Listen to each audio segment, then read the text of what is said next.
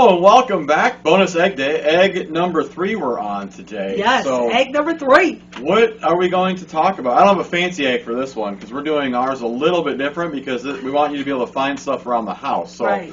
there's no fancy egg for this one. So which story are we going to read from today? Today we're going to talk about Jesus doing something very smelly. Oh, smelly. What do you think that would be? Well, if I remember correctly, the smelliest thing I could think of during Holy Week was maybe Jesus washing the disciples' feet. Exactly. We're going to talk today about Jesus washing the disciples' feet. And this happens at the beginning of the Last Supper story, which we will continue with another egg. But we're just going to read the beginning today. And you can find this in Matthew 26, Mark 14, Luke 22, John 13. So it's in all 4 Gospels, so it must Yes, be important. It is important. So let's read the story. Jesus and his disciples gathered in an upstairs room to eat their Passover supper. During the meal, Jesus washed his disciples' feet. In those days, people's feet got very dirty walking in sandals on those dusty roads. Who would want to wash someone's stanky feet? Servants were the ones who had to wash people's feet back then. But Jesus served his disciples by doing this dirty job.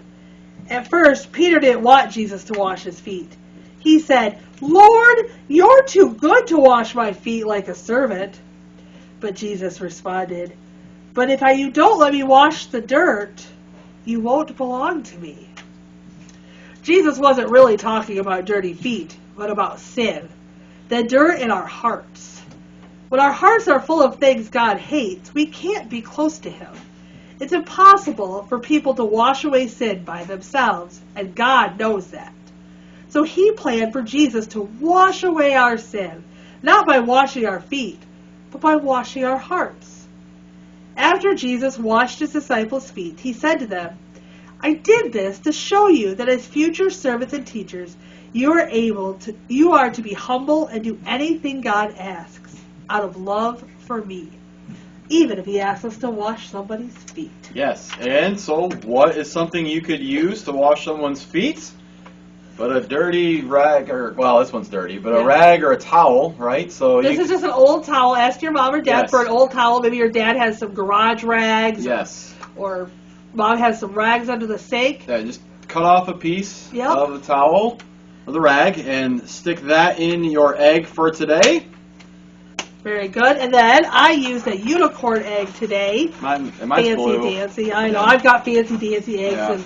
And it doesn't matter what kind of eggs you have. So I would just write unicorn equals towel. Feet.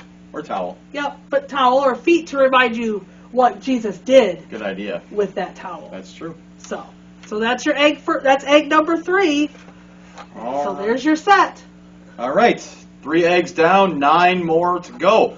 We'll see you next egg. See you for egg 4. Bye.